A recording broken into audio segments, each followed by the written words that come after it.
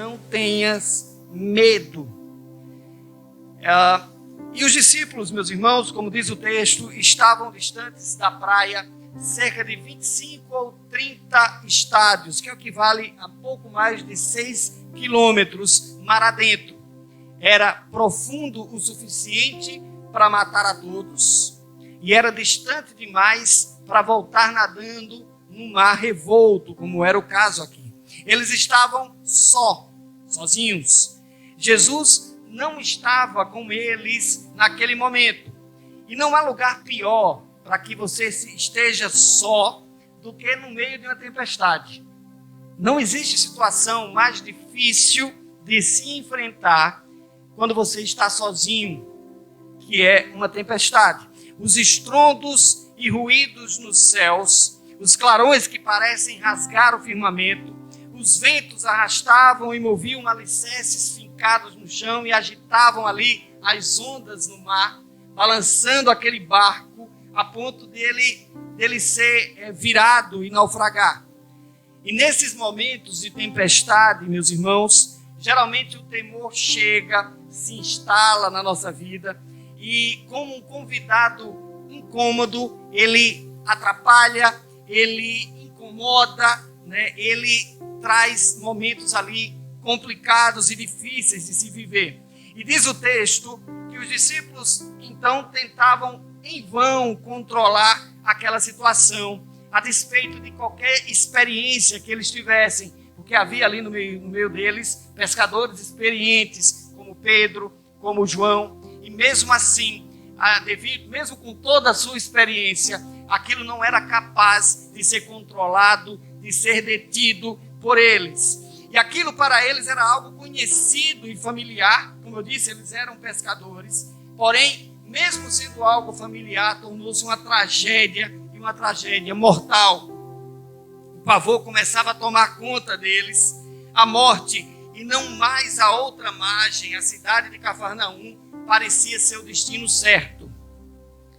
E de repente eles olham para o meio do mar, eles olham no meio da escuridão, eles olham entre as ondas e avistam um homem caminhando sobre as águas. E aquele homem, a princípio, causou-lhes temor, diz os outros evangelhos. Se você for ler essa mesma passagem nos outros evangelhos, você vai ver que eles tiveram medo a ponto de imaginarem ser um fantasma. E o interessante é que no capítulo anterior de João, a gente vai ver que eles presenciaram poder em Jesus e foram testemunhas oculares da multiplicação dos pães. Eles viram que Jesus tinha poder suficiente para multiplicar os pães. Porém, naquele momento, eles não conheciam ou não reconheceram a Jesus a ponto de acharem que ele era um fantasma, como diz nos outros evangelhos. Geralmente o temor causa isso na gente. Ele faz com que a gente não reconheça as coisas. Ele faz com que a gente não tome o real sentido da situação. Porém, mas o que deveria ser motivo de calma, quando eles olham e veem que é Cristo, a visão de um homem andando sobre o mar lhes causa ainda mais tormento. E eles pensavam ser um fantasma, como eu já disse. E as tempestades têm essas peculiaridades. Elas provocam em nós visões. São as sombras, os barulhos estranhos, as sensações que elas geralmente nos trazem. E não é assim que a vida se comporta quando ela traz para nós tempestades na nossa existência, no nosso dia a dia, na nossa família, no nosso casamento, nos nossos negócios, na nossa vida em particular, quando nós nos deparamos com um momento onde tudo que era calmaria de uma hora para outra começa aquele tormento, aquelas ondas que parecem ser intransponíveis e nos causam medo, a ponto de nós pensarmos que a nossa casa, a nossa vida vai a pique. Não é exatamente assim que nós nos sentimos nas tempestades. Os problemas surgem e eles parecem ser maiores do que as nossas forças, parecem desafiar os nossos limites. E quantas vezes, meus irmãos, eu, você, nós não achamos que nós iríamos afundar nesses momentos de dificuldade, durante essas tempestades na vida. É alguém que nós amamos que se vai, é um sonho que se desfaz, é um casamento que chega ao fim, é um ministério que parece não se firmar, e a gente fica temeroso, é algo que nos perturba, que nos tira o sono, que nos inquieta a alma. E quantas vezes nós, diante desses momentos, olhamos para todas essas circunstâncias e pensamos assim: agora não dá mais, agora nós vamos afundar. Entretanto, quando a gente olha com mais atenção para esse texto que nós acabamos de ler, a gente vê nele algo que nos conforta. E a primeira coisa que a gente vê nesse texto é que Jesus sempre vem na hora certa. Essa é a primeira lição que nós vamos estudar daqui a pouquinho. A segunda coisa, que Jesus vem caminhando sobre o mar. E a terceira e última, que Jesus aquieta a alma aflita. Vejamos, portanto, meus irmãos, com mais detalhes, cada uma dessas verdades que nós acabamos de ver. A primeira, que Jesus sempre vem na hora certa. E aquela tempestade, ela tinha uma finalidade específica: proporcionar aos discípulos uma experiência com Cristo, que eles ainda não tinham passado. E na vida é assim, as tempestades, elas são didáticas, elas sempre nos ensinam algo, sempre, por mais duras que elas sejam, por mais difíceis que elas se apresentem, mas no final delas, nós sempre saímos maiores do que nós entramos. Nós sempre saímos mais fortes do que nós entramos nela. Concordo com você que não é o melhor jeito de se aprender. Talvez você esteja pensando aí, mas certamente, meus irmãos, é um dos mais eficazes. Porque aquelas lições que as tempestades nos ensinam, estas a gente dificilmente vai esquecer delas. Porque geralmente elas nos deixam marcas. E quando não deixam no corpo, elas deixam na alma. E às vezes as duas coisas. E nós somos marcados por ela. Tempestades sempre passam e depois vem o sol. As tempestades esbravejam mudanças e anunciam e ameaçam a paz. Mas depois delas sempre vem a bonança. Embora elas durem uma noite inteira, elas podem durar a noite toda, de tormento, de sofrimento, de choro, de angústia, de dor. Mas no final, sempre vem a bonança. O sol sempre aparece depois, os pássaros sempre cantam, as flores sempre se abrem e o dia se inicia para tudo e para todos. As tempestades, meus irmãos, fazem parte do currículo de Deus. Elas não aparecem simplesmente. As tempestades não surgem nas nossas vidas por acaso e nem por consequência do destino.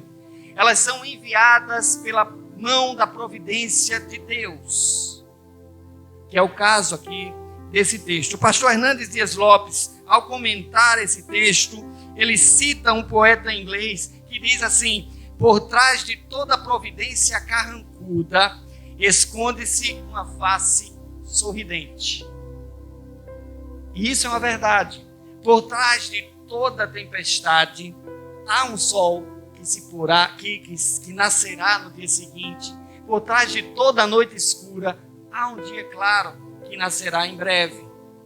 Por trás de toda tempestade, há sempre uma bonança. E a hora que Cristo vem é a hora certa, pois é no exato momento que os nossos recursos e as nossas forças se esgotam.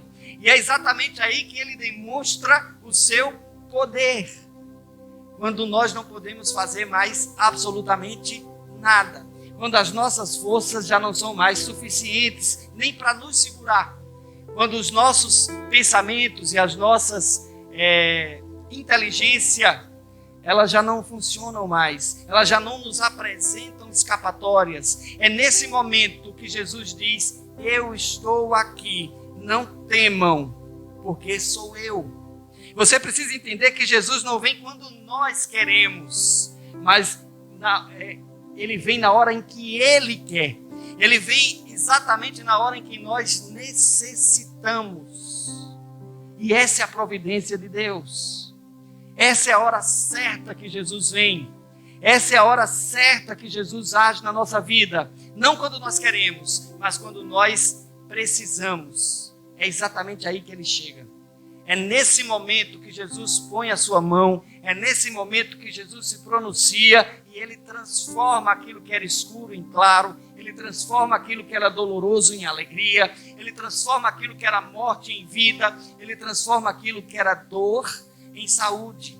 É assim que Jesus age, na hora certa, na hora em que nós não podemos fazer nada, na hora em que mais nós necessitamos dele. A segunda coisa, que Jesus vem caminhando sobre o mar. Quando Jesus veio ao encontro dos discípulos, meus irmãos, Ele o faz de forma milagrosa. Ele caminha sobre o mar, diz o texto. E era uma noite de tempestade, uma noite escura. O mar estava bravio e agitado. E isso contribuiu para que Cristo não fosse reconhecido por eles, como diz os evangelhos sinóticos. A escuridão, o vento, o barulho, o medo, o desespero, a morte iminente. Eles olharam para aquele homem e não reconheceram nos seus traços, na sua silhueta, o Senhor. Eles não reconheceram o andar de Cristo. Eles simplesmente olharam para o problema e viram o problema se agravar-se com a chegada de um fantasma, de um possível fantasma. Talvez aquele fantasma fosse a consequência de tudo aquilo que estava acontecendo. E eles simplesmente se agitam, ficam nervosos. E não é exatamente assim que acontece na nossa vida. Quando nós passamos por tempestades, quando nós atravessamos uma noite escura, a gente olha para a nossa vida e começa a ver fantasmas. Quantas vezes, meus irmãos, quando nós passamos por uma tempestade, nós passamos a enxergar nos problemas velhos fantasmas que nos amedrontam. E exatamente como os discípulos agiram naquele momento, nós começamos a gritar: é um fantasma. É o desemprego e o medo que ele traz, é a fome, diante dessa consequência toda que nós estamos vivendo por conta dessa pandemia, a solidão, o medo de ficar sozinho e insistir num relacionamento muitas vezes problemático, e a gente, por medo da solidão, às vezes persiste em algo que já não mais agrada ao Senhor, a dor de uma doença, a decepção, a traição, o abandono. Muitas vezes esses fantasmas já vividos por nós, ou vividos por alguém muito próximo de nós, acaba nos amedrontando diante das tempestades da vida. E a gente tem medo de enfrentar, e nós começamos a olhar para esses fantasmas e o sono vai embora, e nós começamos a olhar para eles e as soluções vão embora. Nós começamos a olhar para esses fantasmas e temos medo. Nós começamos a olhar para essas coisas e não reconhecemos o Senhor ao nosso lado. E simplesmente nos desesperamos, e simplesmente entramos em desespero. As tempestades, elas têm esse poder de revelar detritos escondidos que antes estavam imersos nos solos. Problemas que antes nós não pensávamos e agora nos deparamos com ele. Fraqueza que nós havíamos enterrado e que agora elas despontam novamente como um verdadeiro fantasma, nos assustando, revelando medos antigos e fazendo com que nós nos desesperemos. Mas acreditamos que quando o mar estiver agitado pelas tempestades e esses fantasmas nos amedrontam, devemos crer, meus irmãos, que o Salvador das nossas vidas, ele vem em direção, que o Salvador das nossas vidas, ele vem caminhando em nossa direção. Ele virá soberanamente caminhando sobre o problema. E o problema naquele momento para os discípulos era um mar revolto. O problema para aqueles homens eram as ondas, era o vento. E Jesus, a despeito da força dessas coisas, ele anda, caminha soberanamente sobre as ondas. E da mesma forma é conosco. Jesus caminha sobre os nossos problemas. E ao ver o seu temor, ele dirá para você: não tenha medo, sou eu.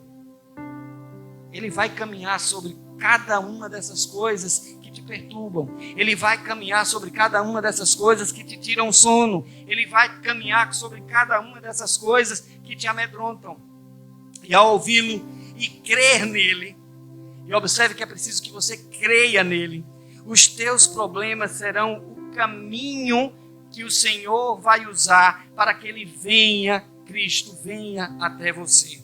Não tenha medo, creia tão somente. Não tenha medo, é o Senhor. Não tenha medo.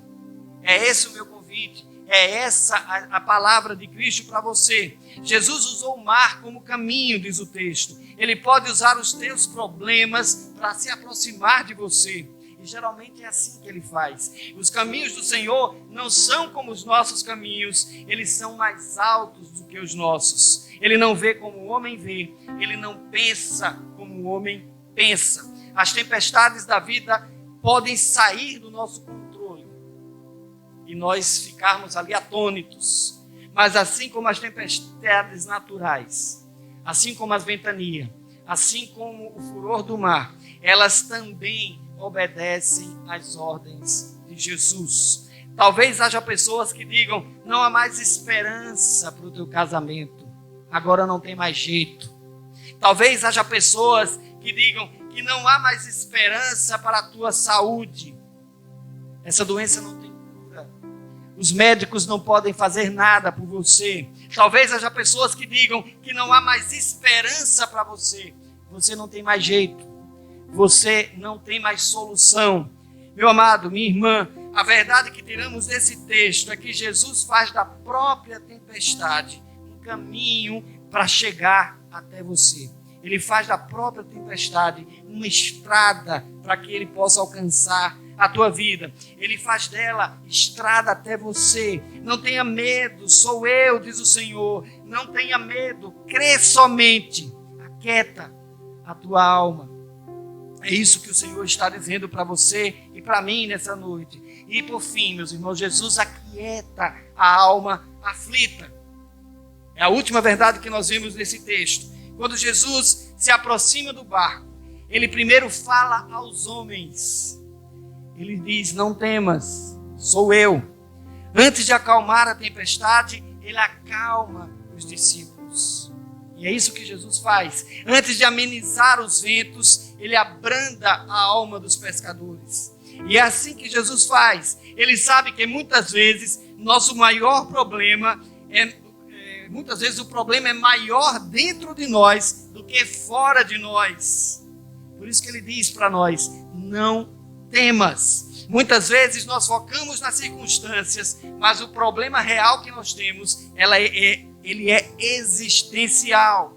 E Jesus olha para nós e diz: não temas. Muitas vezes nós destacamos os fatos que nos cercam, mas o nosso problema são os sentimentos que nós temos dentro de nós. E Jesus olha para nós nesse momento e diz: não temas. Meus irmãos, meu amado, minha irmã, precisamos ver que antes de mudar o cenário que nos rodeia, Jesus precisa mudar o nosso coração. Antes de Jesus acalmar os ventos, ele precisa nos acalmar. Antes de Jesus acalmar as ondas, ele precisa nos acalmar. Por isso ele hoje ainda fala para nós: sou eu, não temas, não tenham medo. A presença de Cristo conosco é a nossa vitória sobre a tempestade. Se Cristo está conosco, nós passaremos por elas. Poderemos sair molhados, é bem verdade, mas sairemos dela. Nós chegaremos à outra margem, se Cristo estiver conosco. Ele prometeu estar conosco todos os dias. Você crê nisso? Que Cristo prometeu que estaria conosco até a consumação dos séculos? Você deseja isso? Essa companhia de Cristo diariamente com você? Mesmo quando não vemos, Ele está presente ao nosso lado. Mesmo nas tempestades, Ele está no controle delas, dos ventos, das ondas, do balanço do barco e também do próprio barco. Portanto, meus irmãos, não tenham medo do que está acontecendo. Não tenham medo daquilo que está cercando a sua vida. Não tenham medo da circunstância em que seu casamento se encontra. Não tenham medo da situação em que o Brasil está. Jesus está no controle de todas as coisas. Inclusive, de todas as coisas está também o teu casamento, a tua família e o Brasil. Ele está no controle. Descansemos nele. Confiemos nesse Deus que nós cantamos, que nós pregamos. Não tenham medo, sou eu, ele diz. O barco não vai afundar. Eu irei controlar o mar, o barco. Por isso, não tenham medo. Vocês precisam confiar. E a conclusão, meus irmãos, que nós chegamos para esse texto maravilhoso, é que a ordem que o Senhor nos dá é a seguinte. Eu já disse mais uma vez hoje. Não tenha medo. O medo embaça a visão e também os olhos da alma. Quando nós estamos com medo, nós não conseguimos enxergar um palmo diante dos nossos narizes. Nós simplesmente ficamos cegos, espiritualmente cegos, emocionalmente cegos.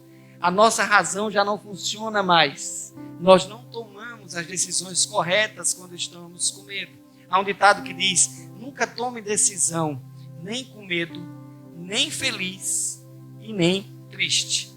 Porque a possibilidade dessa decisão ser errada, guiada pelas emoções, é muito grande. Então o medo, ele tira de nós a razão.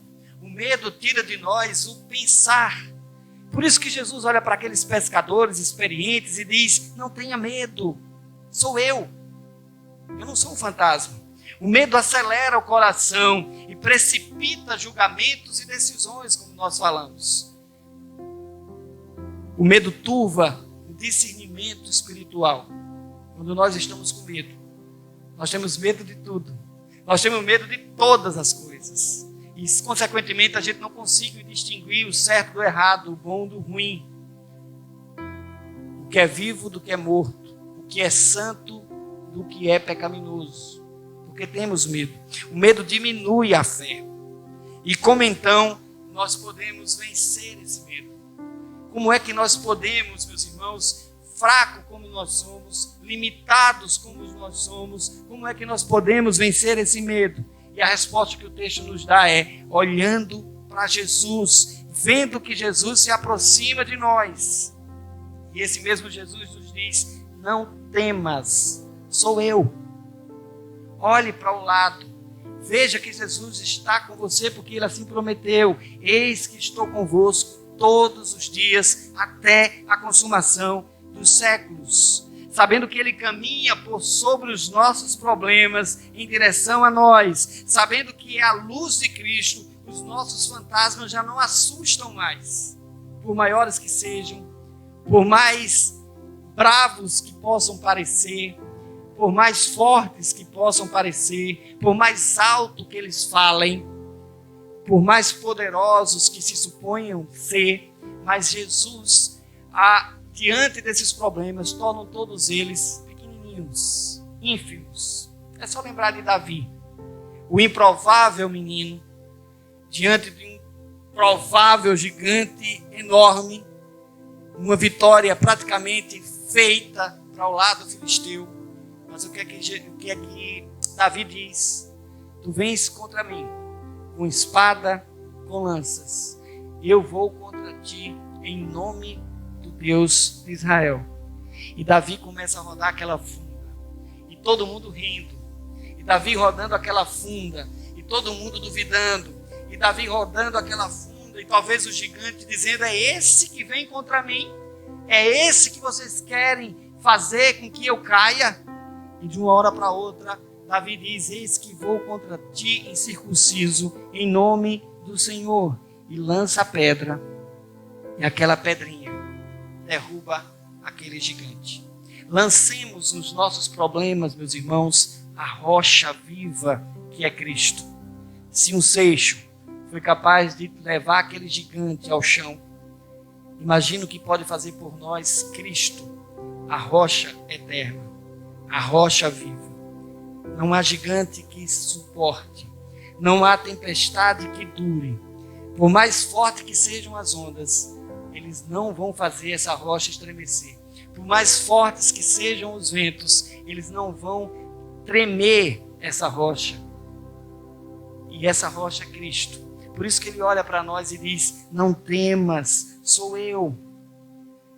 Quando nós olhamos para Cristo e sabendo que ele está no controle daquilo que foge do nosso controle, nós nos tornamos de fato mais tranquilos. É um problema de saúde? Confie ao médico dos médicos. É um problema espiritual? Confie ao Senhor dos senhores, aquele que coloca aos seus pés anjos e demônios.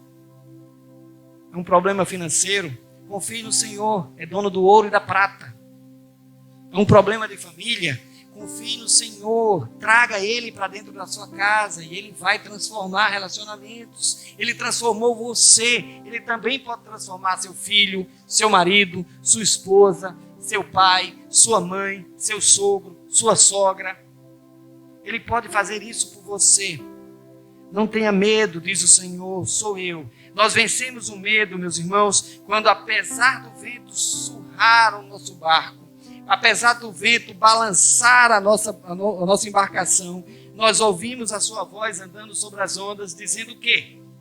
Sou eu, não tenha medo.